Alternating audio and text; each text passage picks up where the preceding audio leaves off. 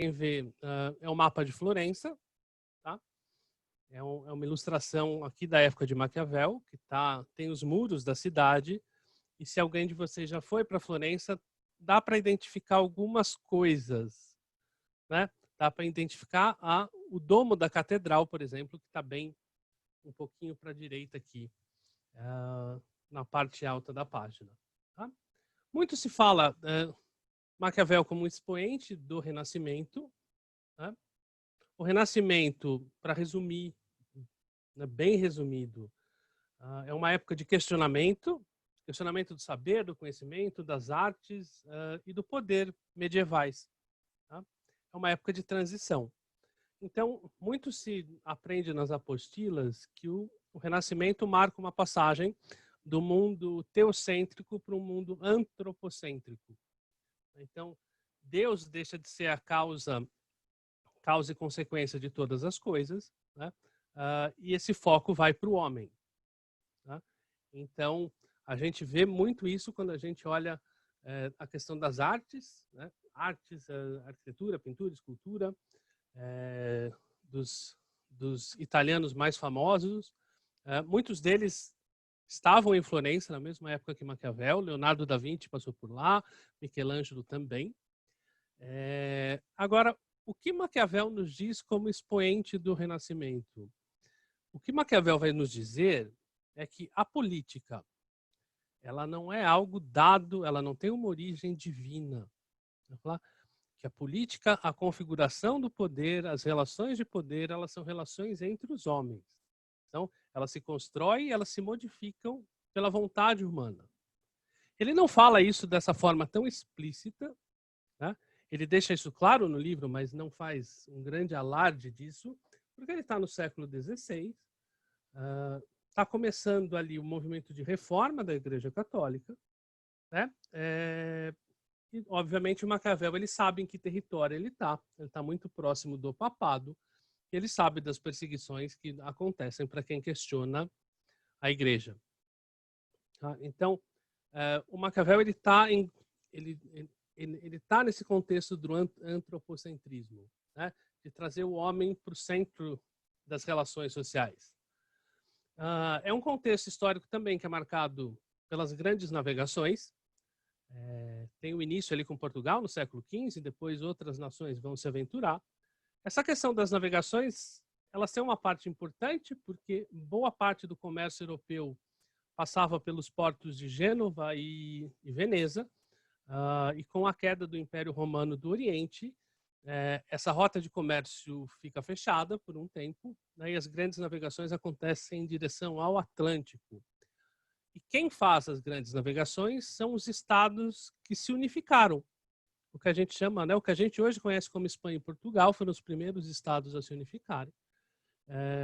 Isso faz, né, isso tem uma diferença para que eles tenham pego essa vanguarda nas grandes navegações.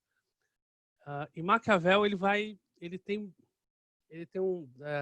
uma atenção especial para o grande problema que ele vê na Itália, que é a fragmentação política, né? E ele olha para esses países que se unificaram, ou que têm um poder mais unificado, como um modelo de estabilidade. A gente vai passar mais sobre isso. Tá? Se a gente olhar, aqui eu acho que no outro slide esse mapa está maior.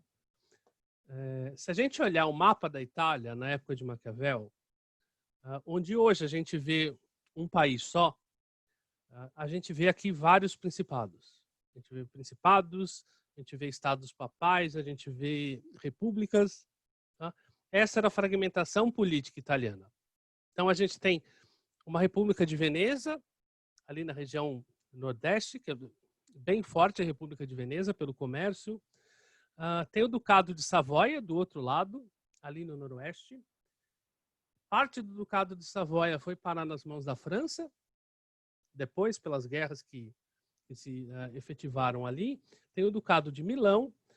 A gente vê bem aqui no meio, ou quase no meio, a República de Florença, acima dos estados papais. Tá?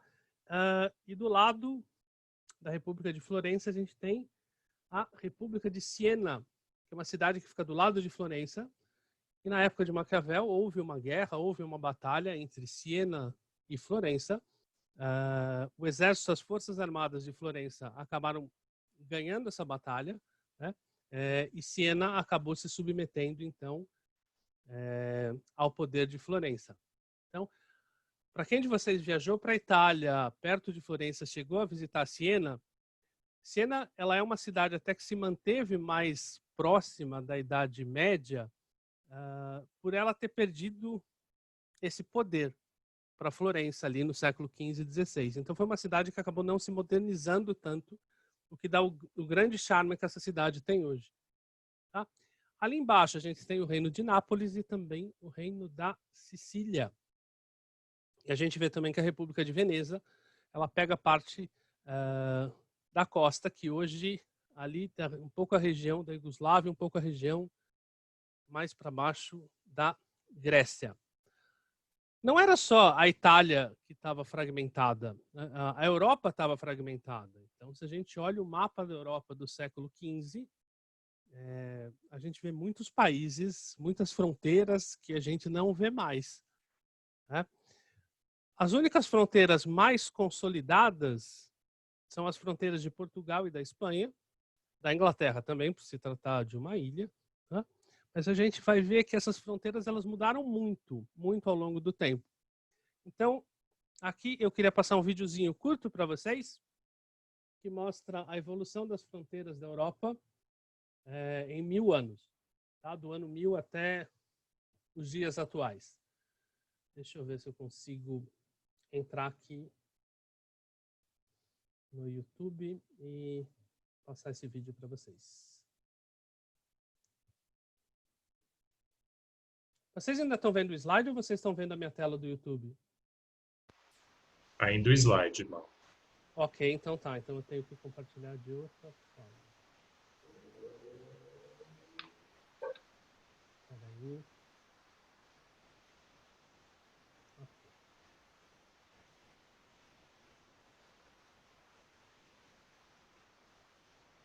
Eu cheguei lá. Acho que para compartilhar uma outra tela eu preciso parar de compartilhar essa, né? Acho que sim. Acho que sim. Tá. Tá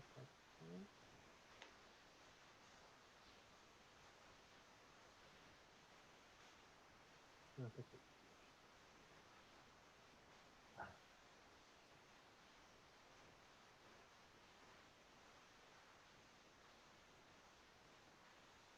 Acho que agora sim vocês estão vendo essa tela do YouTube. Sim. Vamos ver. Tá? Então aqui é um vídeo, tem 3 minutinhos e fala da evolução, mostra, né, a evolução das fronteiras da Europa desde o ano 1140 até 2012. Então, vamos lá.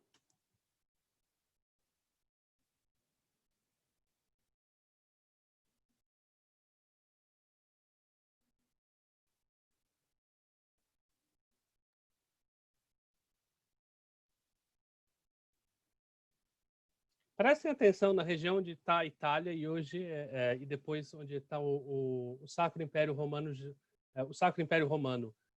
Vejam como essas fronteiras vão evoluir ao longo do tempo.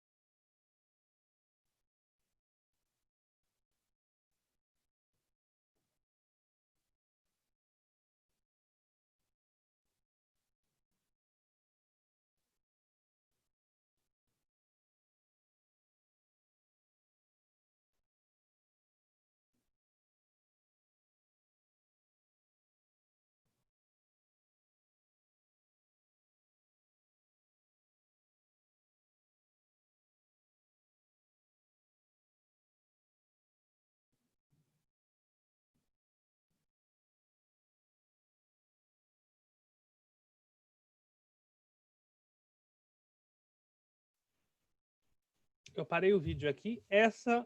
Esse foi um ano antes, 1513, foi o ano que Maquiavel escreveu O Príncipe. Olha a quantidade de principados e de repúblicas e de pequenos estados que a gente tem, onde hoje é a Alemanha, né?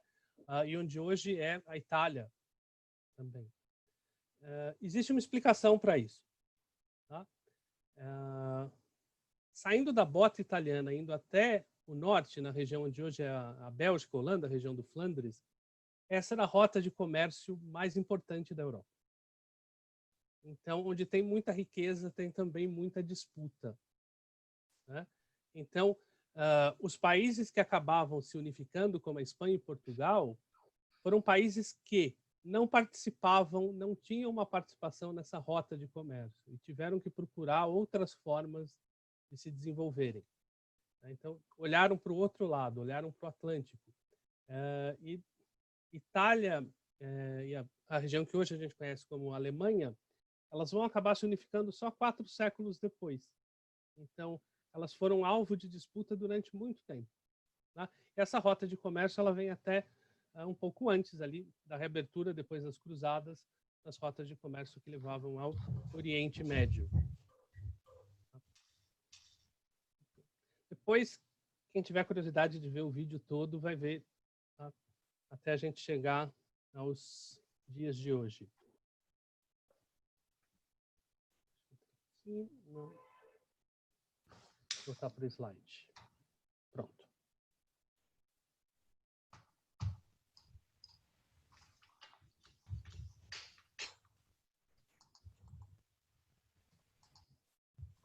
Aqui, tá? Como que surgiu o Príncipe? Na verdade, o Príncipe ele é um livro, ele é um guia de conduta, a gente pode falar assim. Ele foi escrito em 1513 e tem uma tradição literária, é até um gênero literário na Europa, que são os chamados espelhos dos príncipes, que são guias de conduta de como o príncipe deve se portar. Então, um desses que é muito famoso é do ano...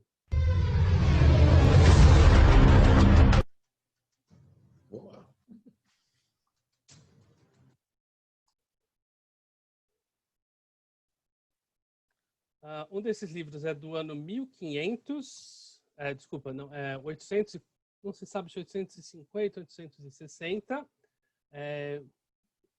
né, é de um, se eu não me engano, é de um clérigo irlandês, Cedilius Scotus, que falava de qual seria a conduta do bom cristão.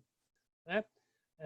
E tem um outro depois, já tem alguns outros, tem algumas outras obras dentro dessa tradição de espelho dos príncipes. Tá? Só que vocês tinham sumido do meu computador. Então, essas obras, se vocês procurarem pela internet, vocês acabam achando. Tá? Eu não preciso dizer, ou eu preciso dizer, que essas obras, esses espelhos dos príncipes, eles falavam como os príncipes deveriam se comportar, como seria um bom governo, como seria um bom governante, são muito marcados pela visão cristã.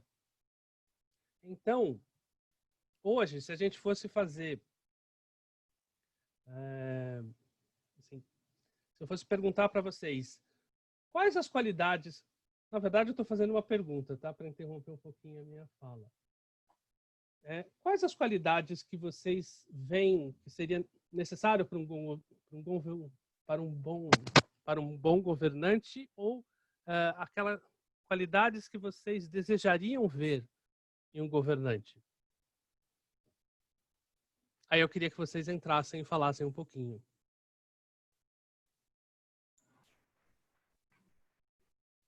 Quem entra primeiro? Elô? Eu acho que hoje eu queria ver uma preocupação social maior nos governantes, uma preocupação com a qualidade de vida e com a igualdade para todo mundo. E menos injustiça. Menos injustiça, ok. Carla, quer falar? Rodrigo, Luciana? Eu acho que, além disso, é importante que o governante tenha uma noção da conjuntura em que a gente vive, né? Questões econômicas, políticas, que saiba, né, negociar com o Congresso, que tenha uma visão de gerência de governo, né?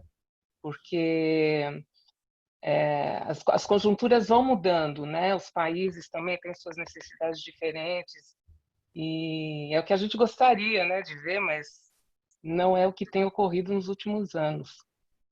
Tá. Quem mais?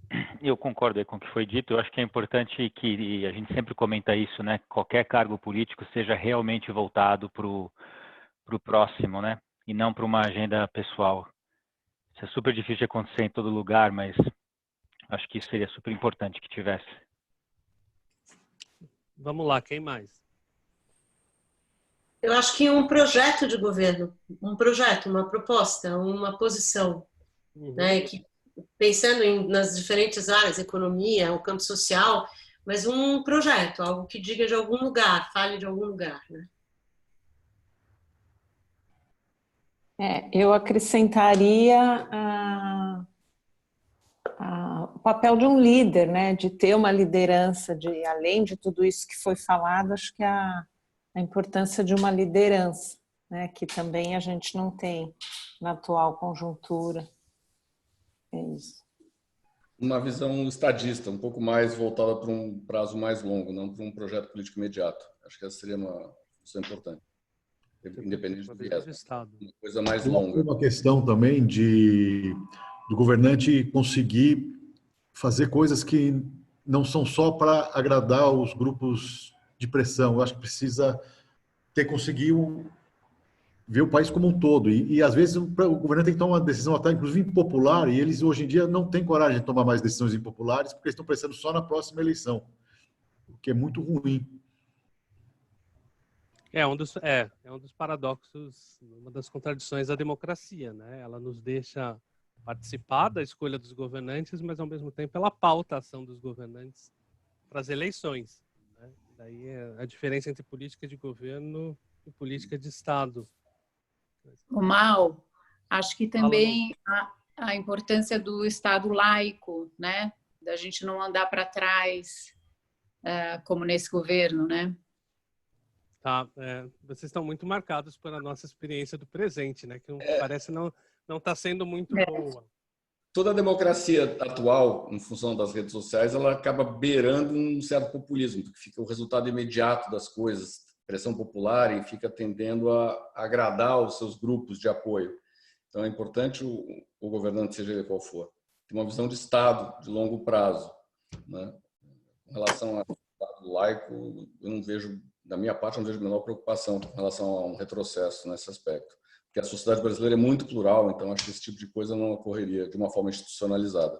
Existem nichos que podem querer isso, mas eu não vejo isso acontecendo de uma forma institucional. Jamais aqui seria uma república teocrática, tipo do Irã.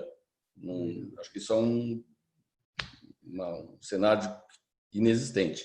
Os nichos existem, os fanáticos existem, mas como instituição, Estado teocrático, acho que não acho que é por aí. Acho que o cara tem que ter uma visão de longo prazo, seja ele quem for. O mal, eu acho uma das questões que surgiu esse tema e que eu gostaria que mudasse é porque que o poder é um vício. A pessoa quer se manter, eu acho que é uma da leitura dessa obra também é para responder essa pergunta, porque o poder, para mim, vem, assim, ao meu olhar, vem assim, acima do que a pessoa está fazendo e qual o objetivo que ela tem ao estar lá. Então, eu gostaria que o poder ficasse de lado. Olha, se eu vou ser eleito ou não vou ser eleito nas próximas eleições, eu estou aqui, nesse momento que eu estou aqui, eu vou fazer algo que eu acredito acima de manter o poder. E as pessoas hoje não sei há quanto tempo, parece que a prioridade é a manutenção no poder.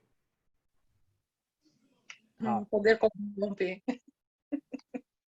Poder pelo poder, né? Eu não sei se o poder... Poder é afrodisíaco, né? Acho que é o Kissinger que fala. Então, é difícil falar. Eu diria isso, eu não diria que o poder corrompe, o poder seduz, ele pode corromper. Não dá para ouvir, Maurício. o poder seduz mais do que corrompe. A gente tem a ideia, né, do poder corrompe, mas o poder ele seduz, ele é afrodisíaco, como falou o Marco. Então ele tem esse encanto, né? E as pessoas que entram nas esferas de poder dificilmente saem dela, né? Passam a vida ali, entre, né, vários cargos, sejam cargos eletivos ou sejam cargos de nomeação, mas fazem da vida, né? Estar próximo do poder é uma sensação muito boa. Então, tem esse poder de atração. Tem esse poder de atração.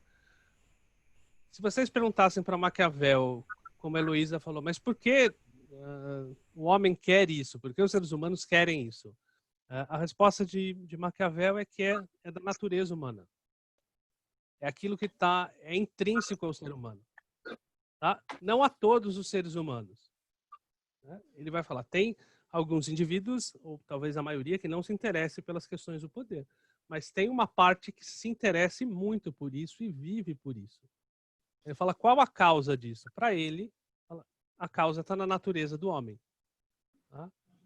Está naquilo que é intrínseco ao homem. Então, essa busca, né, esse desejo pelo poder, isso está na natureza do ser humano, para Maquiavel. Tá? Mas, Mal, só uma pergunta sobre isso. O que me chama a atenção, tudo bem, você deseja o poder, mas você abdica daquilo que você acredita, dos seus princípios, dos seus valores, para se manter no poder. Isso também, Maquiavel responde que está na natureza do ser humano? Quando a gente está falando de princípios e valores, a gente... Eles constituem um lado que eu diria mais ideológico da política. Ideológico no bom sentido. São visões de mundo. Tá? São valores que os políticos carregam e tentam implementar. A questão ideológica, nesse sentido, ela não estava dada na época de Maquiavel. Ela não existia essa política partidária, não existiam partidos políticos. E não existiam visões de mundo tão diferentes ali. Ou você seguia os ditames da igreja ou você se dava muito mal. Então, não tinha tanto essa preocupação. E não tinha essa preocupação não é porque ele não se preocupava com isso, porque isso não estava dado. Né? Não existia essa competição política, não existia essa competição de ideias que a gente tem na democracia. Christian. Oi? Oi. Você não acha que... Desculpa, eu acho que eu interrompi o que você estava terminando de falar, né? Desculpa, pode terminar o teu raciocínio. Não, eu já terminei. É que eu vejo assim, eu acho que a questão do poder, ela está relacionada também com o cargo, né? Então, por exemplo, quem ocupa uma presidência, ele vai ter um poder muito grande, né? Porque o cargo dá a ele esse poder. E eu acho que o problema é o que você faz com esse poder que é te dado quando você assume aquele cargo, né? De que forma você vai agir depois que você assumiu o cargo. O próprio Maquiavel, né? Ele era uma pessoa que gostava de política, fazia política, né? Antes de trabalhar com os Médicis, ele trabalhou na República, ele tinha ideias republicanas, aí ele foi exilado, né? Por causa do histórico dele, e ele queria voltar, né, para esse centro de discussão política. Eu li o Maquiavel na época da faculdade, né? Então algumas coisas ficaram, e porque eu acho a pessoa dele, né, a pessoa humana dele muito interessante. Então ele quer voltar, e ele fala no livro, né, que no exílio ele estava ali lidando com as pessoas comuns, né, porque ele estava num canto, não podia trabalhar, não podia fazer nada. Mas que o momento em que ele se sentia bem era à noite, quando ele se vestia e ia falar com pessoas que eram mais fluentes. E ele escreve o livro, né? E ele dá o livro de presente para os Médicis, visando voltar, né, para esse ambiente político, né? Então, a questão não é o poder em si, mas o como você lida com ele, né? De que forma você trabalha esse poder que você tem.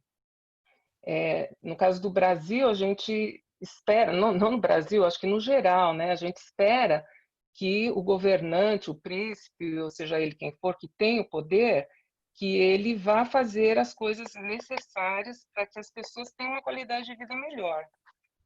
E que, nesse sentido, ele observe mais o que é importante para a sociedade do que para ele próprio.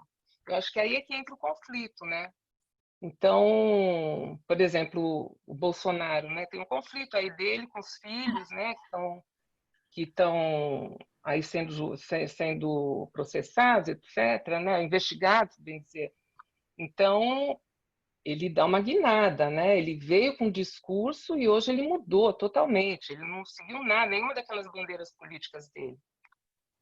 E as pessoas sabem disso, né? Veem isso, que houve uma mudança, né, no comportamento do que ele está fazendo com o poder, do que as pessoas esperavam que ele fizesse com o poder que ele tem e do que ele realmente está fazendo. Ele não está visando, né, o bem da população em geral. Essa questão do que eu queria colocar, na verdade, é que os cargos é que te oferem o poder. Sim, sim. E daí a questão é como conquistá-los. Tá? Como numa república democrática, muitos cargos estão abertos, não só às eleições, mas depois também à nomeação, né? Deputados, vereadores, prefeitos, presidentes, governadores nomeiam muita gente. Mas a gente pensar na época de Maquiavel, era um pouquinho mais difícil ter acesso ao poder. Na verdade, era bem mais difícil ter acesso ao poder, era muito mais, era uma roda muito mais limitada, né? E pegando um gancho até nesse slide aqui, eu falei assim, o príncipe ele surge de uma resposta que Maquiavel dá a esse guia, a esse espelho de conduta dos príncipes, que são muito pautados pelos ideais do cristianismo, pela moral cristã. E aqui tem, eu coloquei a capa de um livro que é um espelho dos príncipes que é bem famoso. Que é do escritor francês, século XIII, também, Luc Jacob Duvernay. E daí ele fala o espelho dos príncipes, um ensaio de como da cultura das elites que nos governam. Né? Então, se olha o governo como algo de elite e é natural que seja. Eles não pensavam de outra forma. Era difícil se pensar de outra forma. A questão que Maquiavel se coloca, e é uma questão que a gente pode colocar hoje em dia, e está muito mal resolvida ainda hoje, é se um bom príncipe ele é necessariamente um bom cristão. E a resposta de Maquiavel é não. Ele vê essas duas coisas como opostas, como elas não são convergentes. Né?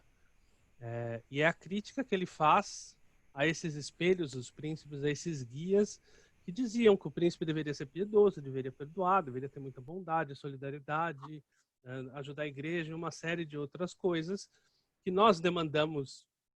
Se nós somos cristãos, são valores que nós temos, e que Maquiavel, no fundo, vai dizer, olha, um bom cristão não faz um bom governante.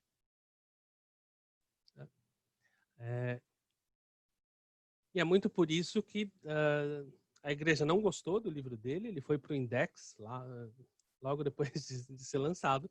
Eu acho que ficou lá por um bom tempo. E essa é um pouco a imagem que a gente tem de Maquiavel, uma imagem mais cruel, digamos assim, de como ele pregasse o mal. Maurício. Oi.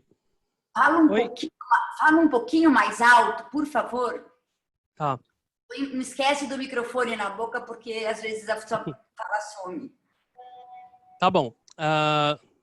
Melhor assim? Dá para ouvir? Dá. Ok. Então, a questão que Maquiavel coloca é que um bom príncipe não é um bom cristão. Né? E um bom cristão não faz um bom príncipe.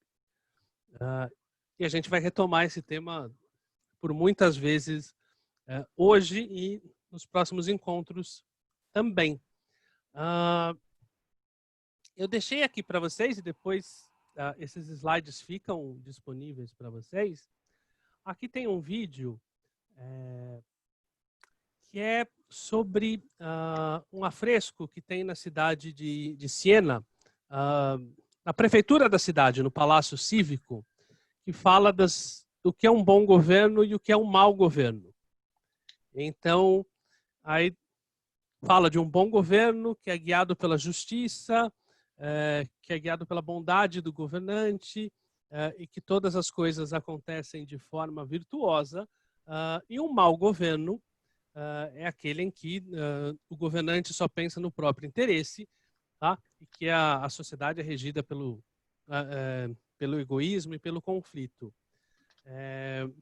Vale a pena ver depois, porque está lá há mais de 7 séculos, acho que esse afresco é de 1300 e alguma coisa, e daí resume bem como se imaginava à época o que seria um bom governo e o que seria um mau governo.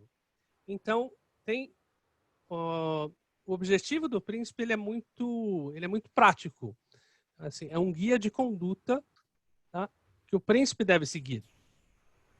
Ô, Mal, oi? E quem que expedia esses espelhos dos príncipes? Da onde vinha isso? De que instituição? Do clero. Geralmente era do clero. Geralmente eram membros do clero que escreviam. Escreviam? Monges, Eu não entendi bispos, a pergunta. Eu não o entendi a espelho dos pergunta. príncipes. O quê? Eu perguntei quem expedia, quem idealizava esses espelhos dos príncipes. E o Maurício respondeu que era o clero. Eram membros do clero. Membros Sim. do clero. Acho que esses nomes que eu coloquei aqui, todos eles são do clero. Então, pelo que eu tenho conhecimento, são ligados à igreja. Lembrem-se, era uma época de muita tensão entre o poder terreno e o poder celestial, digamos assim. A igreja, ela queria a vassalagem de todos os monarcas europeus, né? Ela se reivindicava um poder maior, por ser não só um poder terreno, mas também ser um poder espiritual. Ou seja, era interessante para a igreja que os monarcas fossem os mais mansos possíveis, os mais dóceis possíveis. Né? Ô Maurício, nessa época, se eu não me engano, inclusive o papado tinha um exército, né? Tinha. E se metia em guerras, eles tinham o exército que lutava em guerras e etc. Essa ainda é a época que o papado tinha a força militar, inclusive, né? Tinha força militar, e dessa época de Maquiavel, o Papa era um Papa da família Borgia, Alexandre VI. E ele tinha filhos, né? O César Borgia, que é o filho... não era o filho mais velho, tinha um mais velho que acabou falecendo, e ele foi nomeado cardeal pelo Papa, sem nunca ter passado por nada de vida religiosa, né? E o Papa, ele tinha o filho, tinha o César Borgia, tinha a Lucrécia, que é muito famosa, a Lucrécia Borgia. Tem rumores de que o Papa teve um filho com a sua filha, com a Lucrécia. Essa galera era da pá virada também, né? Bastante. Não é... A família Borgia era uma família espanhola, né? Era uma família espanhola. Aliás, tem 2 séries que passaram... Eu não sei se ambas foram na HBO, mas uma delas foi na HBO, que se chama Os Borgia. Foram 2 ou 3 temporadas e que são bem fiéis ao tema. Tá? É claro, com uma releitura de hoje, né? Mas que mostram, digamos, essas peripécias do Papa Alexandre VI, do seu filho César Borgia e da Lucrécia Borgia. E o Papa Alexandre VI ele ficou muito mal visto depois. Tá? E acho que demorou muito para depois ter um outro Papa que usasse esse nome Alexandre. Ele ficou um pouco maldito também por causa disso. E o nome dele era Rodrigo, não era? Rodrigo. Era cardeal Rodrigo Borgia. Rodrigo Borgia. Rodrigo Borgia. também Posso fazer uma colocação? Uma flor que se cheire. Pode? Vocês não acham que para o grupo todo, né? Vocês não acham que inicialmente a ideia do príncipe era realmente uma carta para os monarcas, mas não é muito mais uma conduta uma conduta humana que as pessoas até hoje em dia elas falham, né? A pessoa pode todo mundo está em busca de um certo poder. Pode ser na empresa que ela trabalha, pode ser na função que ela tem, numa certa ambição, né?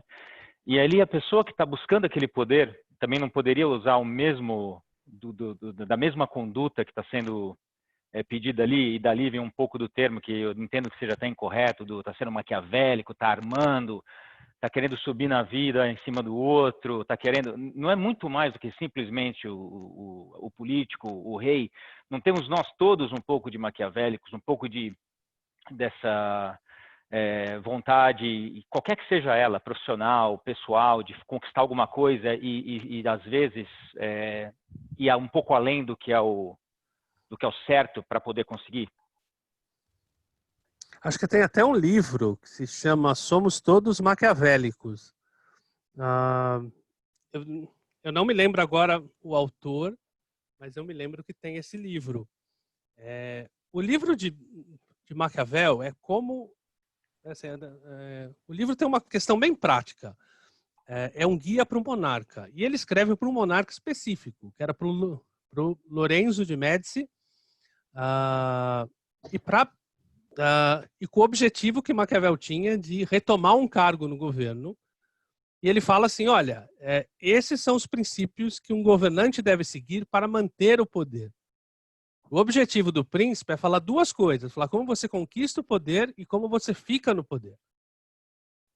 Então, se a gente pensar numa maneira mais ampla as relações de poder dentro de uma empresa, então, se você quer subir dentro de uma empresa, você precisa ser maquiavélico. Não necessariamente, isso não é ser moralmente ruim, mas né? Por exemplo, uma das coisas que eu sempre comento com os alunos quando eu falo de Maquiavel, eu falo, a piedade e o perdão são coisas muito valorizadas pelo cristão. E o que Maquiavel vai dizer é que um governante não pode ser piedoso. Não pode perdoar as pessoas. Quem comete crime tem que ser punido. Às vezes até uma punição que nem seja justa para se fazer de exemplo. Né? Daí ele fala, olha, então a moral cristã e a moral da política elas não se bicam. E se a gente usa isso para termos de empresa, né, não é dando lugar para os outros que você vai conseguir chegar no topo ou que você vai conseguir uma promoção, ou que você vai conseguir subir dentro de uma empresa. Né? Tem uma outra briga ali, é uma competição, como a gente age dentro do mercado. Né? As pessoas vendem os seus produtos, você tem aqui aquele sistema de trocas do mercado, e não é uma questão de solidariedade ali, é uma competição ferrenha. Né? E que muitas vezes os métodos ali não são aqueles que a moral cristã aplaudiria, digamos assim. Alguém me chamou aqui, eu não sei quem. Fui eu. Ah. Não, pegando o gancho no que foi o Rodrigo que falou, não sei quem falou. Bom, Maquiavel levou à fama, mas na verdade o livro dele é um relato, né, de como funcionava a política na época, né, e que ele usou, né, de toda a experiência que ele teve, né, como diplomata lá na chancelaria, que ele fez vários tratados internacionais e tal. Então, ele retrata o que acontecia, usando a sua experiência pessoal, e o que funcionava e o que não funcionava. Não é que ele inventou, ou que ele defende essa ideia, mas ele observou ali o que funcionava e o que não funcionava. E apesar dele ter levado à fama, porque ele colocou, né, eu acho que foi o primeiro, se não me engano, né, um dos primeiros trabalhos, né, empíricos, por isso que ele é considerado o pai, né, da ciência política, né, que foi um dos primeiros trabalhos empíricos que foram escritos, né, e ele dá muitos detalhes, ele conta como é que funcionavam as relações, ou seja, isso já vinha antes, né, ele nada mais fez do que observar, experimentar e escrever. Organizou de uma forma que as pessoas pudessem entender o que estava acontecendo. E virou uma obra de acesso a todos, né? Não só aos príncipes, né? Ou aos Médicis, mas a pessoa comum também, né? Pôde aprender os princípios e entender qual a posição delas dentro daquilo tudo que acontecia ali. O que ele vai dizer, ele não, assim, ele mostra a realidade como ela é. Uhum. Né? É o verbo ser, não é o dever ser. Uhum. Os espelhos dos príncipes eram muito baseados no dever ser, né? Naquele mundo ideal, digamos assim. E Maquiavel, num dos capítulos do Príncipe, ele fala, olha, tanta gente já escreveu tanta coisa sobre tantas repúblicas que, na verdade, nunca existiram, que eu achei por bem ir atrás da verdade efetiva das coisas. A verdade efetiva, para ele fala, é como as coisas acontecem. Ele não está falando se elas são boas ou ruins, se elas deveriam ou não deveriam ser assim. Uhum. Tem até uma hora no Príncipe que ele fala, se todos os homens fossem bons, tá, meus conselhos não valiam de nada. Mas como não são, né, meus conselhos são valiosos. Então, tem esse objetivo de como chegar ao poder, como ficar no poder, e é algo extremamente realista. Ele não está preocupado com o dever ser. Tá? Ele está preocupado com aquilo que é. E enquanto muitos acabam vendo Maquiavel como um guru dos tiranos, Rousseau foi o primeiro a ler Maquiavel como ele fala assim, na verdade Maquiavel é um aliado do povo, porque ele mostra para o povo como o poder funciona. Tá? Agora, essa obra de Maquiavel, ela não foi a obra que lhe tomou mais tempo e nem foi a obra que ele mais gostou de escrever. Ele escreveu a obra em 3 meses. Tá? Tem outros escritos dele sobre a história romana, sobre a questão da república, sobre a guerra, vários escritos políticos que demandaram muito mais tempo e muito mais estudo dele, muito mais atenção dele. Então, O Príncipe é um livro bem pragmático, de mostrar como um príncipe deve se comportar, e tinha também essa intenção dele de voltar ao governo de Florença. Como a gente sabe dessa intenção? Quando ele envia o príncipe, ele envia também uma carta para um amigo dele que trabalha no governo, e esse amigo dele se chama Francesco Vettori. Essa carta, ela existe, ela foi documentada e ela consta da grande maioria das traduções do príncipe, ela consta ou no início como introdução ou no final do livro. Eu acho que nos 2 links que eu dei para vocês de livros dos e-books sobre Maquiavel, tem essa carta. Tá? Eu tenho 2 versões do Príncipe comigo. Eu tenho uma mais nova, que é da Martins Fontes, que é uma edição muito legal. Mas a edição que eu mais gosto é uma edição muito antiga, que é dos Pensadores do longínquo ano de 1973. Eu comprei num sebo essa edição logo que eu entrei na faculdade. Então, e tem aqui a carta ao Francesco Vettori. Eu coloquei alguns trechos dessa carta aqui para vocês. Então, eu posso pedir para alguém ler para mim, fazendo favor? Para não ficar só eu falando. Quem tem uma voz boa?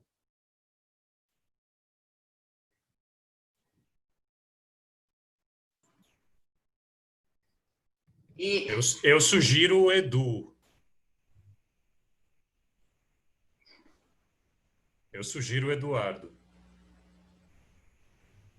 Não sei se ele está afim. Você falou voz boa. O Eduardo, você está mudo. Não, Eduardo, você respondeu não. Ele respondeu não? A sua voz é boa. A sua voz é boa, Pablo. Então eu vou. Não é o Edu, mas é o que tem para hoje. Vamos lá. E, porque Dante disse não haver ciência sem que seja retido o que foi apreendido, Eu anotei aquilo de que, por sua conversação, fiz capital e compus um opúsculo de principáticos, onde me aprofundo o quanto posso nas cogitações desse assunto, discutindo o que é principado, de que espécies são, como são adquiridos, como se mantêm, por que são perdidos. Se alguma vez vos agradou alguma fantasia minha, esta não vos deveria desagradar. E um príncipe, principalmente um príncipe novo, deveria aceitar esse trabalho. Por isso, eu o dedico à magnificência de Juliano. Ok?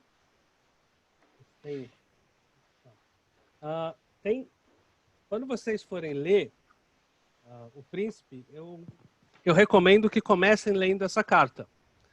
A Carmen comentou dela. O Maquiavel vai falar, olha, eu acordo cedo, vou caçar pássaros, e depois eu passo a tarde com as pessoas do povo e fico jogando baralho. E ele está lamentando a vida dele. E daí ele fala que à noite ele usa os seus trajes de gala e daí ele fala, eu vou me encontrar com os grandes sábios, né? Com os grandes nomes da história. E aí é que ele vai para o escritório dele e ele lê e ele escreve. Então, ele fala disso e tem uma hora que ele fala mais abertamente, ele fala, eu gostaria de voltar a oferecer meus serviços para a cidade de Florença. Então, ele está procurando um emprego, digamos assim. Tá? Ele participou da vida política de Florença. A vida política de Florença, ela bem agitadinha. No final do século XV, tinha ali o Principado dos Médicis. O príncipe ou príncipe herdeiro é morto no batistério ali da igreja da Catedral de Florença, final de 1498. A cidade entra em polvorosa. Quem acaba tomando o poder é um religioso fundamentalista de nome Savonarola. Não sei se vocês já ouviram falar dele. Ele é um teólogo Sim. Importante também, né, Maurício? Sim, sim, sim. Uma das coisas que ele fez, ele queria colocar as leis divinas em prática na cidade de Florença. E uma das coisas que os seus seguidores acabaram fazendo foi a fogueira das vaidades. A gente fala muito no mundo acadêmico que a relação entre os professores é uma fogueira de vaidades, né? Mas a origem desse termo foi uma fogueira mesmo, em que tudo aquilo que os discípulos de Savonarola achavam que era supérfluo para a vida, aquilo que era luxo, aquilo que era acima do necessário, eles tiraram das casas das pessoas e fizeram uma grande fogueira em praça pública. O próprio Savonarola, alguns anos depois, ele vai ser queimado depois nessa fogueira. Não nessa mesma fogueira, mas ele vai ser queimado. O reinado dele, ou o governo dele dura pouco tempo. Depois, Florença se torna uma república e Maquiavel trabalha nessa república. Ele trabalha nas relações exteriores, ele viaja à Itália, ele conhece muita coisa da Itália. E vamos pensar que viajar em 1500 era muito complicado, né? Viajar de uma cidade para outra, viajar à Itália do norte a sul demorava semanas e semanas. E ele conhece a Itália. Ele parte ali até da defesa também. Ele pega... ele se encarrega da defesa de Florença, ele tenta criar um exército com os cidadãos de Veneza, que Maquiavel sempre foi um crítico das tropas mercenárias, que era muito em uso à época. É que Maquiavel fala, a tropa mercenária ela não é fiel a um príncipe, ela é fiel ao pagamento. Quem paga mais, leva. Então ele achava que a melhor forma de se defender um Estado era que tivesse um exército de cidadãos que lutariam ali pela sua terra, né? É um sentimento diferente das tropas mercenárias. Então, Maquiavel, quando os Médicis voltam ao poder, Maquiavel perde o seu cargo. Ele é acusado de traição, sem nunca ter sido provado que ele tenha traído ou que ele tenha planejado um atentado ao príncipe, e ele é exilado. Na verdade, o exílio dele ele não pode entrar de novo na cidade de Florença. Ele fica na sua propriedade ali nos arredores de Florença. Que, inclusive, hoje é um museu que pode ser visitado, que é a Casa de Maquiavel. Fica ali, a cidade não é Florença, agora o nome me fugiu. Tá? Mas dá para visitar ali a casa onde morou Maquiavel 5 séculos atrás. Tá? E aqui é uma das primeiras edições do Príncipe. Aqui, essa foi editada em 1500 e... É isso que eu estou lendo? Não, é mais para frente. 1500, 600, 700... Essa obra é de 1700 e pouco, pelo que eu me lembro de números romanos. Né? D é 500, C é 100, L é 50. 69, será? 19. 19. Não, mas aqui tem o... 1759. Não, e 69. 69. 1769. Tá? Eu vou passar pelos 3 primeiros capítulos do Príncipe. Então, que isso a gente fique sempre claro, que essa obra ela tem esse objetivo muito prático, né, de ensinar um governante como se portar. E não é como ele deveria se portar, se ele deveria ser piedoso ou não. Para Maquiavel, qual que é a função mais importante de um governante? É manter o seu domínio. Ele fala, é manter o seu Estado. Manter a integralidade do seu Estado, do seu território. Ele fala, fazendo isso, ele vai manter a paz, ele mantém a prosperidade e a possibilidade de prosperidade dos seus súditos. Tá? Então, aqui, se vocês estiverem com o livro de Maquiavel, o primeiro capítulo é muito rápido, ele é muito simples. Eu não sei se vocês têm ele aí em mãos. Ô, Mal, deixa eu fazer uma pergunta prática. Você vai sugerir que a gente leia, tipo, 3 capítulos, 4 capítulos, discuta? Como que vai ser a condução dessas próximas 4 aulas com a leitura? Obrigado. Obrigado pela pergunta. Hoje, eu pretendo passar com vocês pelos 3 primeiros capítulos. O capítulo 1 e o capítulo 2, eles são razoavelmente curtos. É no capítulo 3 que Maquiavel se estende um pouquinho mais. E aí depois a gente põe algumas metas, né? Para a semana que vem a gente pode ler do capítulo 4 até o capítulo 13, depois do 13 ao 20 e depois do 20 ao 26. Né? É uma obra de 26 capítulos. Sendo o último capítulo na verdade, não é tanto a descrição de uma realidade, é um apelo que Maquiavel faz para que surja um príncipe que consiga unificar a Itália e livrar a Itália do que ele fala, livrar a Itália da mão dos bárbaros, né, que a dividem. Então, como hoje é o nosso primeiro encontro e tem toda essa parte de contextualização do livro, os 3 primeiros capítulos eu acho que nos dão um bom começo para a gente.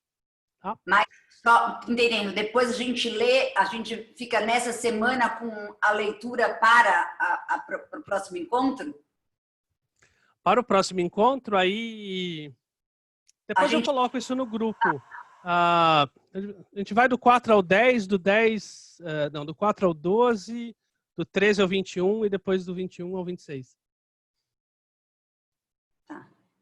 Tá? É uma leitura que não é... Ela não é massacrante. Ao todo, são 100 páginas, acho que o livro. Então, é uma leitura... Não que seja leve pelo tema, mas ela não é tão carregada. Tá? Aqui, logo no início, acho que toda a tradução tem, a introdução que Maquiavel faz quando ele dedica o livro ao Lourenço, que vai ser príncipe ali de Florença, que é filho do Piero de Médicis. Tá? Ninguém garante que essa obra foi lida pelo príncipe de Florença, tá? E obviamente Maquiavel não foi chamado para voltar ao governo. Então, essa obra não, assim, a gente pode falar que naquele momento ela não atingiu os seus objetivos, os objetivos que Maquiavel tinha ao escrever a obra. Essa obra acabou atingindo outros objetivos que Maquiavel certamente não imaginava. Ele não imaginava que 5 séculos depois a obra dele seria tão discutida em tantos lugares. Então aqui, logo no capítulo 1º, ele é bem curtinho, mas ele traz algumas informações, traz umas chaves importantes para a gente entender o texto dele. Ele vai dizer quais são as espécies, né? Quantas espécies são os principados e de como se os adquire. Então ele vai dizer, olha, existem 2 tipos de governo. Você tem principado e você tem república. Qual que é a principal diferença? Qual que é a diferença entre os 2? O que vocês me responderiam?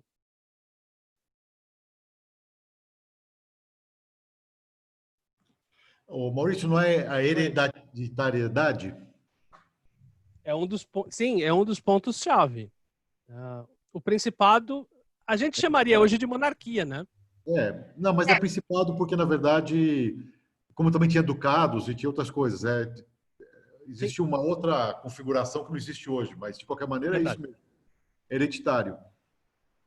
Então, e a república, a gente pensar na origem da palavra, né, coisa pública, a gente pode pensar que ali o governo não pertence a uma família e não é hereditário.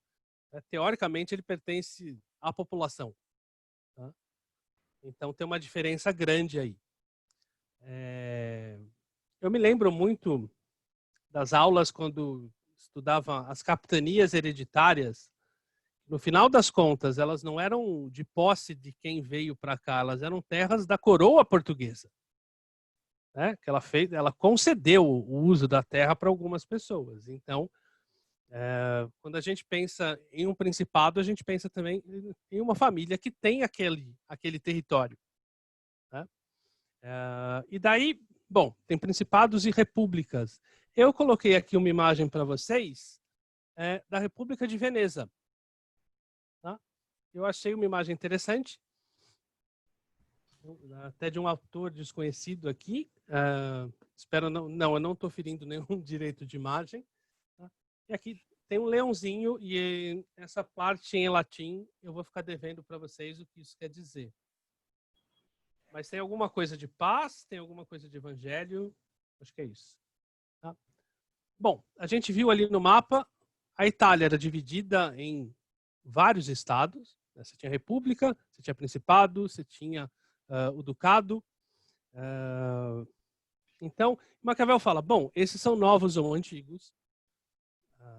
Os novos, ele fala, ou são totalmente novos, tá? Ou foram adquiridos por herança, o que é muito comum na Europa, das famílias nobres ali, que eram, muitas vezes como herança, você tinha as terras de algum parente que veio a falecer. Eu me lembro, a Guerra dos 100 Anos, ela começa com uma disputa pelo trono da França. O rei da Inglaterra, à época, ele reivindica o trono da França por ele ser um parente mais próximo do rei que tinha falecido. Né? E a guerra que devasta ali a França, a guerra que vai durar 100 anos. Então, era uma realidade comum à época. Aí ele fala, bom, esses principados, ou eles estão acostumados à sujeição, ou seja, eles já estão acostumados à obediência, ou eles são livres, tá? E se são livres, foram adquiridos através da força. Qual as forças que o príncipe tem, ou que alguém tem para para conquistar um novo território, um novo principado? São forças próprias, um exército próprio, ou as forças de outro, tá?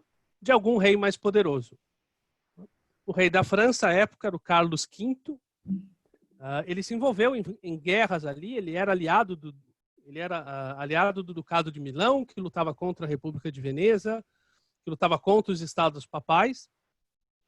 Então, essa troca não é troca, né?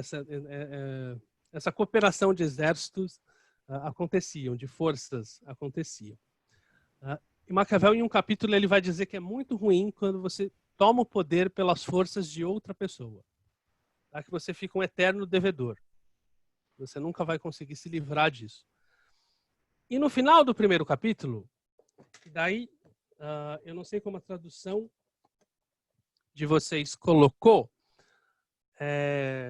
daí Maquiavel fala também que um principado ele pode ser adquirido pela fortuna ou pela virtude. Em algumas traduções, eles colocam a palavra em latim, que é virtu. Tem tradução também que colocam como mérito. Eu preferi colocar virtude. Fortuna e virtude, elas vão estar presentes durante toda a obra de Maquiavel.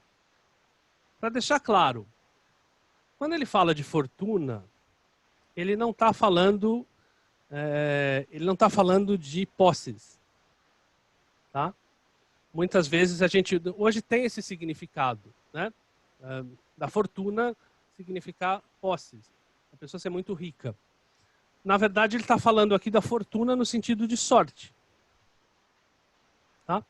Se não me engano, quando a gente fala cartomante em inglês é fortune teller, né? É a contadora da fortuna.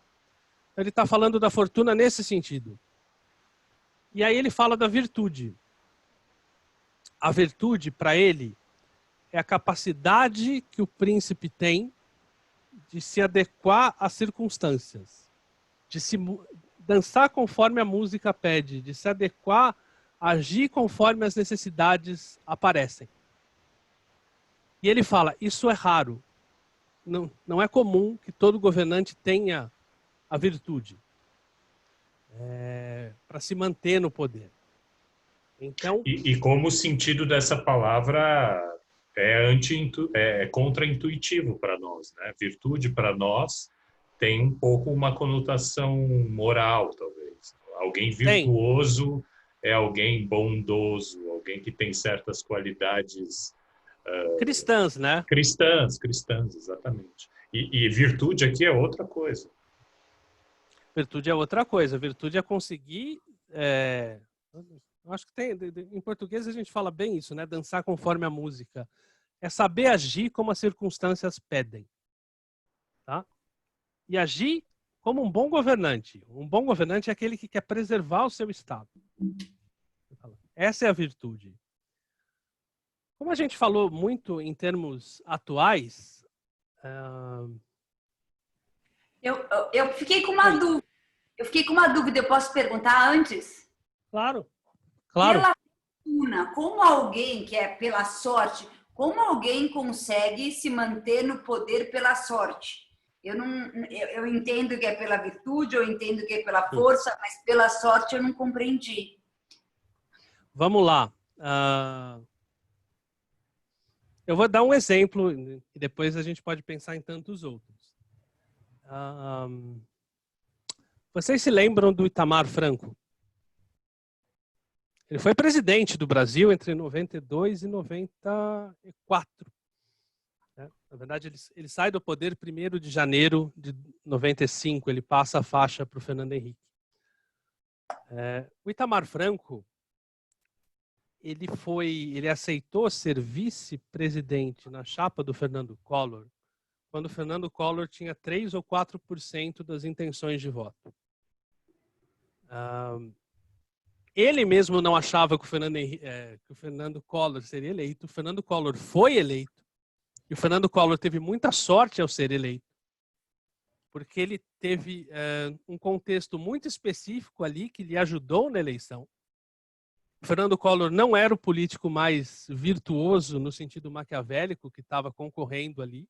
Ele teve muita sorte. Teve a sorte de cair com o Lula no segundo turno, que despertava muito medo nas pessoas. Ele ganhou a presidência com 39 anos. E o Itamar Franco foi vice dele. Então, o Itamar nem achava que o Collor ia ganhar, e tendo ganho, o Itamar nem achava que ele teria possibilidade de vir a ser presidente. Se a gente pensar na Primeira República, os vices que assumiram, assumiram porque o presidente morreu. Dificilmente o Collor morreria. No caso do Getúlio, teve a questão do suicídio. E o impeachment não era uma realidade que era dada para a política brasileira. Então, o Itamar Franco, o governo caiu na mão dele. Então, ele teve sorte. Entendi, Mal, ficou claro agora. Maurício, Oi. e aqui nos Estados Unidos a gente teve sorte, quer dizer, não pode se dizer sorte, né, porque foi uma coisa horrível, mas mudou. Eu acho que sorte tem a ver com a conjuntura, né? Houve uma mudança da conjuntura mundial, né? Em todos os países, a questão da pandemia. Então, a eleição do Trump, que era certa, hoje já não é mais certa. Mudou, né? A conjuntura. Então, acho que a sorte tem a ver também com isso, né? Com coisas que estão além do que você preveu, do que você pode agir. Você pode agir até um certo ponto, dali você não pode. Se bem que o Maquiavel, ele fala da virtude, né? Que o bom príncipe, que é virtuoso, que tem habilidades e qualidades, ele não depende tanto da sorte, né? Ele consegue intervir de uma forma que seja satisfatória para ele, né? Também. Ele pode... Está lá no finalzinho do livro, ele fala que se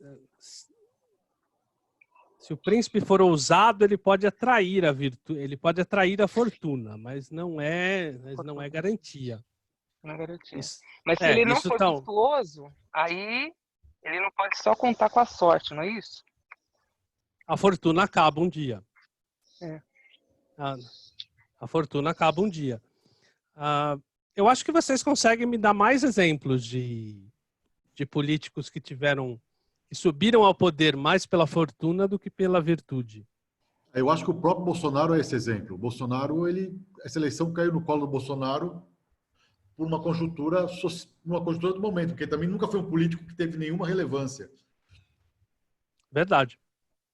A gente tem um exemplo do... Não, peraí. Ups.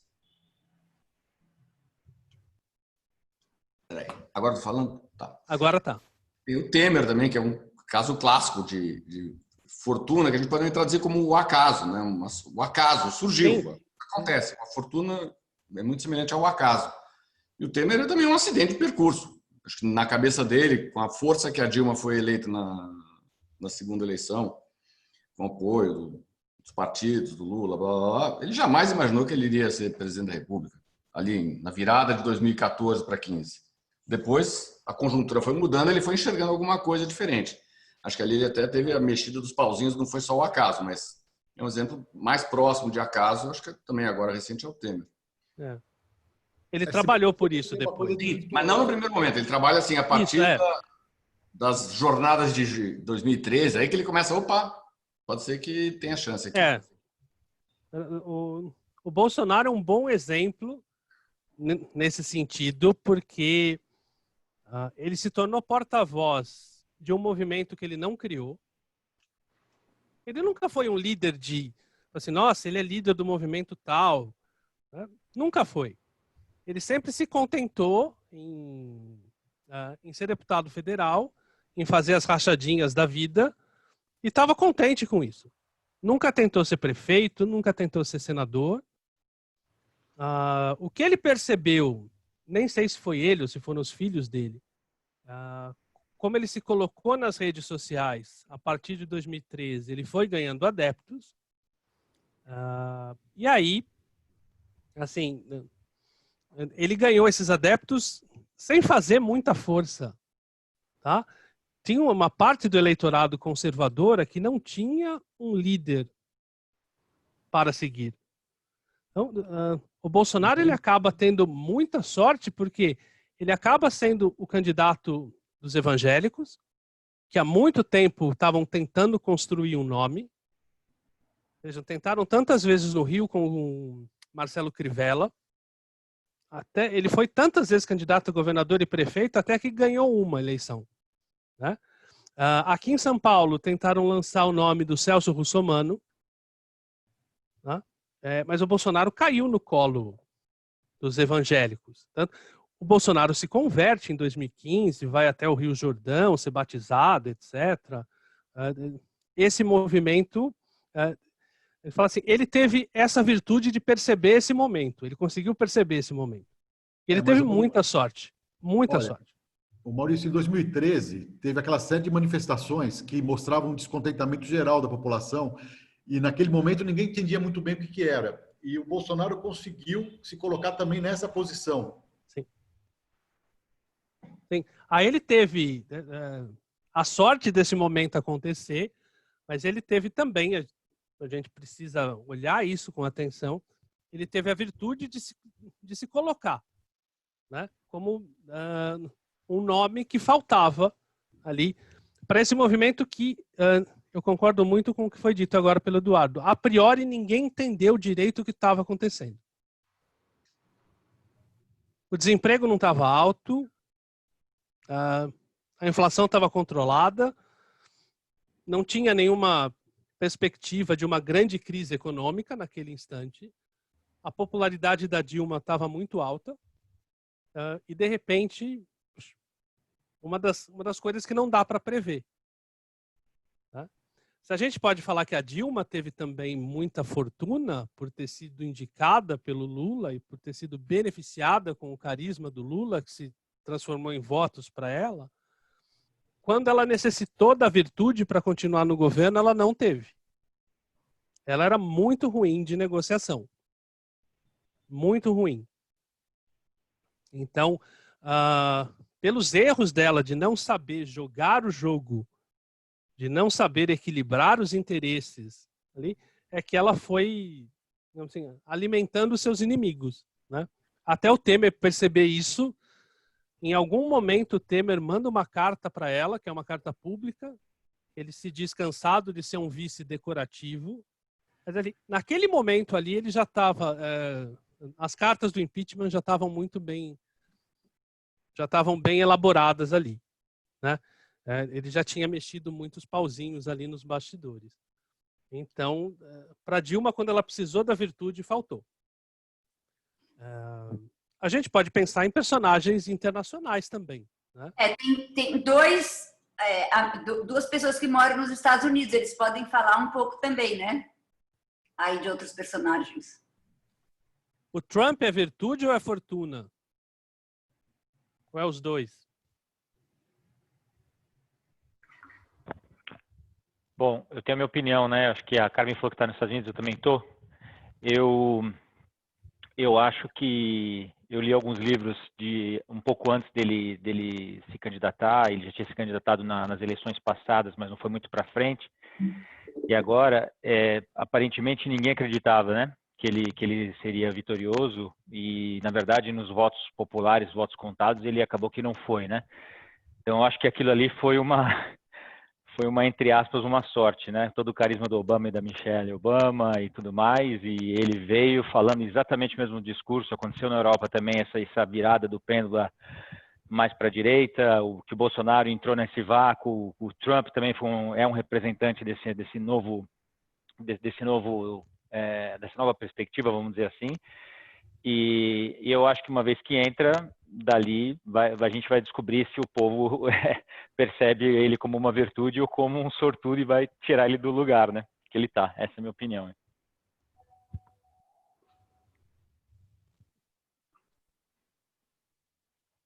A Carmen quer falar? Que está também bem perto do Trump.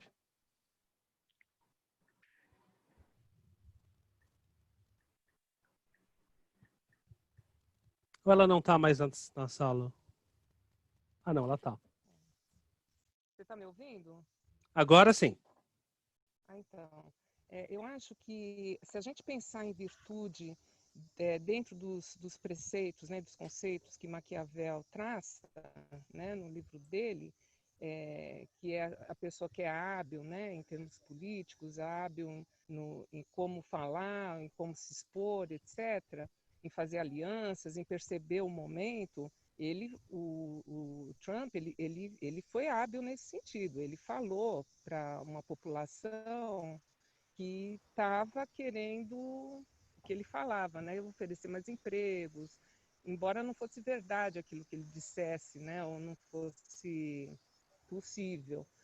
Mas ele ali, como comunicador, ele foi virtuoso, vamos dizer. Não virtuoso no sentido que a gente gostaria que fosse, né? Mas virtuoso em termos políticos, né? Como comunicador.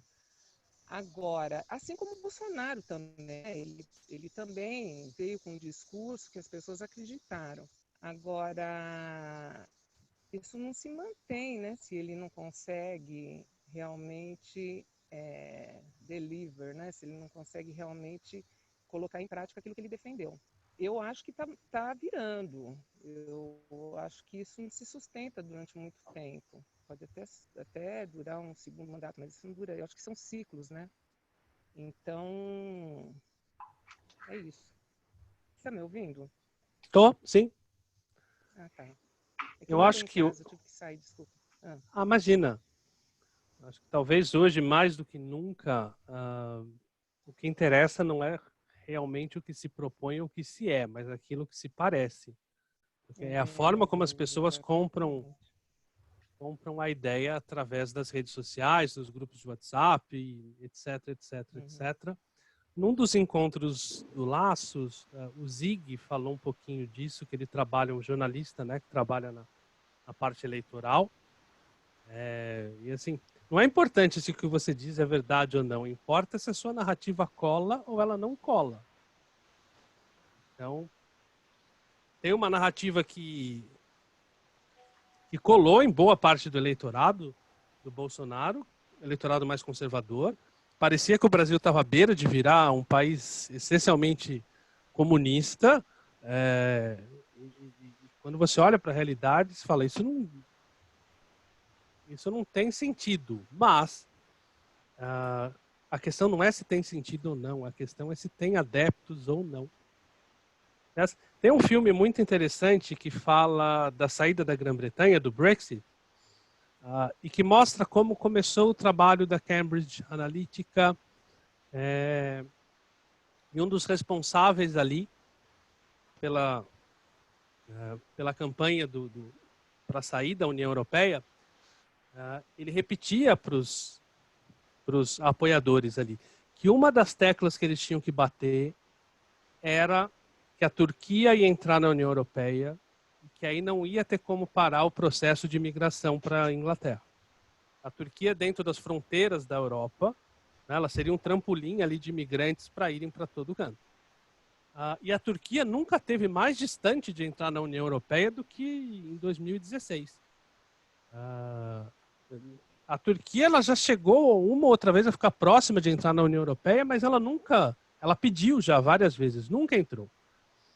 Então, aquilo não era real. Aquele perigo não era real. Mas a questão é que as pessoas acreditaram que fosse. Tem uma jornalista do The Guardian, acho que é do The Guardian, que ela foi fazer uma reportagem na cidade onde a saída da Grã-Bretanha teve maior porcentagem de votos. E ela foi para lá, e aí ela fez uma pesquisa, assim, o que motivou as pessoas a votarem pela saída da Grã-Bretanha do bloco europeu. E as pessoas responderam que era o medo de que a cidade fosse invadida por imigrantes. E aí aquela cidade não tinha nenhum caso de imigrante, aquela cidade não tinha imigração, era uma cidade perdida no meio do país de Gales. E aquilo não era nem uma possibilidade real que acontecesse, mas eles votaram por essa motivação. Daí, se Maquiavel fosse comentar isso, ele fala, a questão, se a gente faz campanha, não é saber se essa informação é verdadeira ou não, é saber o quanto ela cola. Né? E nesse caso colou. E se a gente fosse olhar racionalmente, né, no olhar frio da razão, não tinha sentido essa cidade, que eu esqueci o nome, mas ter medo dos imigrantes. Mas a questão não é realmente o que é, mas como as pessoas percebem essa realidade. Maurício, tenho que dar uma pontuada aqui, porque a gente está chegando no final do nosso tempo. Então, se você quiser, a partir de agora, ir encaminhando para o final. Tá bom. O que você acha? Ficamos no capítulo 1. Não, mas é um bom capítulo já. Para a semana que vem, a gente pode ir até o capítulo... Até o capítulo 12. Eu acho que dá para a gente chegar nele. Perfeito. Até o capítulo 12. Eu replico essas coisas no nosso grupo do WhatsApp, para lembrar todo mundo. Claro. E outra coisa, daí, se for rapidamente, eu gostaria de ter um feedback de como as coisas foram no dia de hoje, tá? Nessa noite. Eu não sei se eu falei muito, se vocês falaram muito, se vocês falaram pouco. Eu sempre gosto de mais participação. É difícil na aula virtual, né? Assim, a gente não está na sala de aula, não está chamando as pessoas para participarem, né? Mas você gostaria que as pessoas falassem agora ou te enviassem? Se elas pudessem falar rapidinho agora, ou me enviar depois também. Podem falar agora e se lembrar de alguma coisa, pode. Quem se habilita? Maurício, você pode inverter a tela? Claro, desculpa. Acho que é melhor, né? Melhorou, hein? Agora as pessoas são maiores, sim. Para a primeira aula eu achei bem boa, eu gostei do esquema. Não sei como é a dinâmica de participação das pessoas com relação a fazer interlocução com você ou com todo mundo ao mesmo tempo. Talvez meio confuso no primeiro dia. Mas para uma primeira aula eu achei que foi bem legal. Você foi muito claro e didático aí na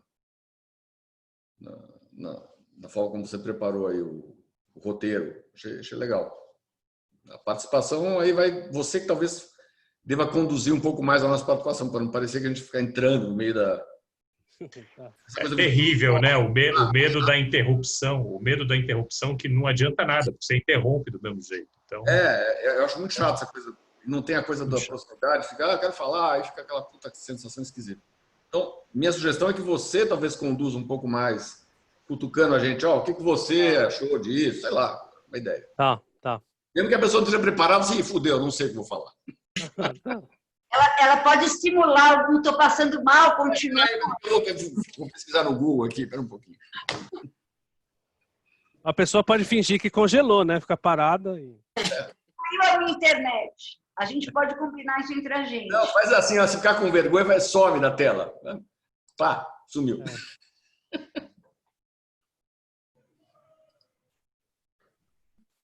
Eu gostei bastante da forma como foi, Maurício. Achei super didático. Eu já tinha gostado muito do encontro com você, aquele primeiro encontro que a gente teve.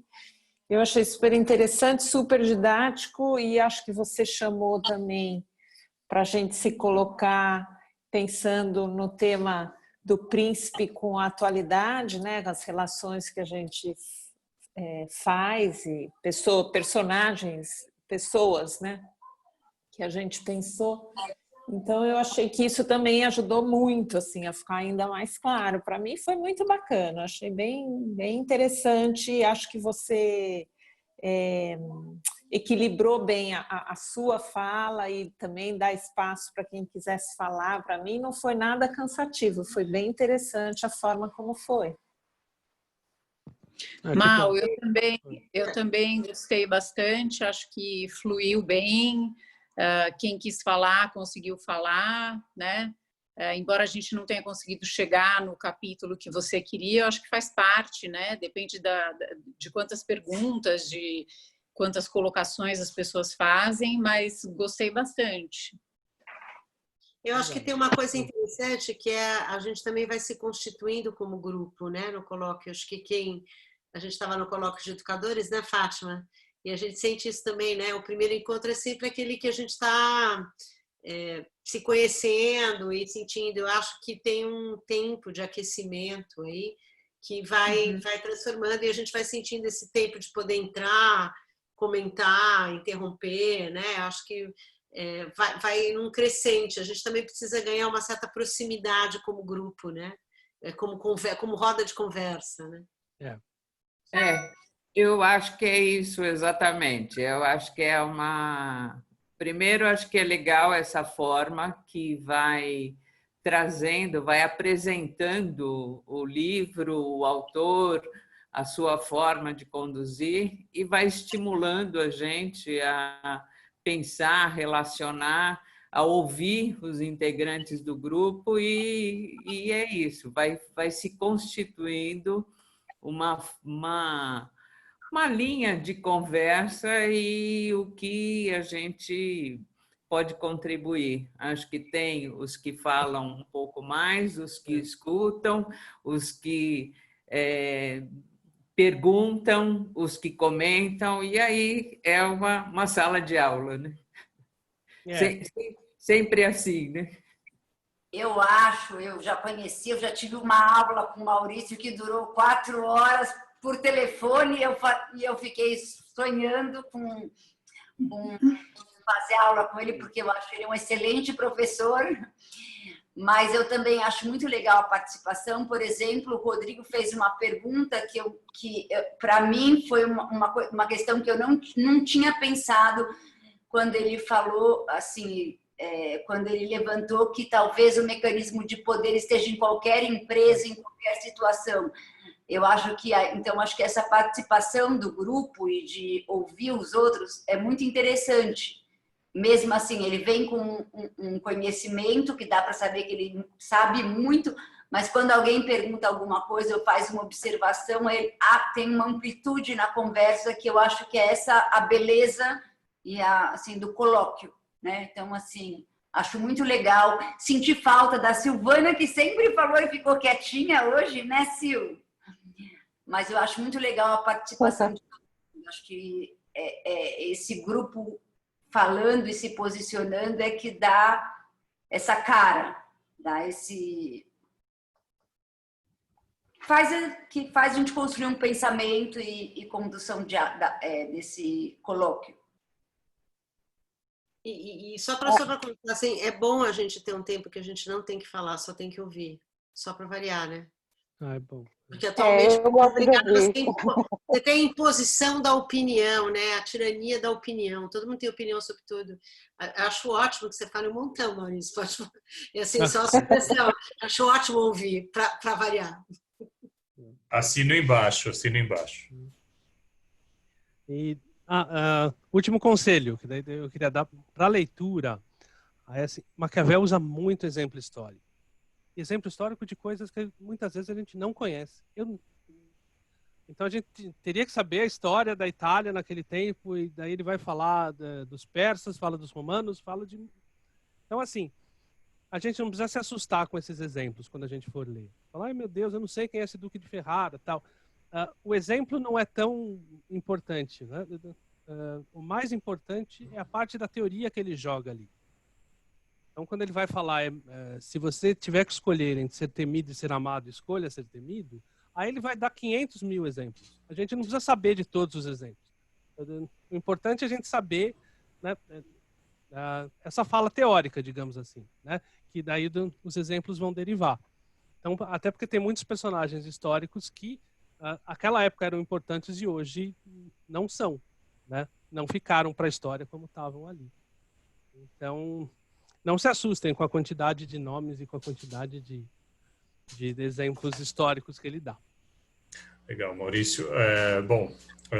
Vamos encerrando. A Carmen mandou uma mensagem aí. Foi ótimo, adorei. Desculpe ter desabilitado a imagem, tive um imprevisto. Obrigado, Maurício. Obrigado a todos vocês que participaram. Nós vamos nos comunicando, então, pelo nosso grupo do WhatsApp e nos vemos novamente daqui a uma semana, para a segunda aula. Obrigado a todos. Até semana que vem. Até mais. Até logo. Boa noite. Boa noite. Boa noite.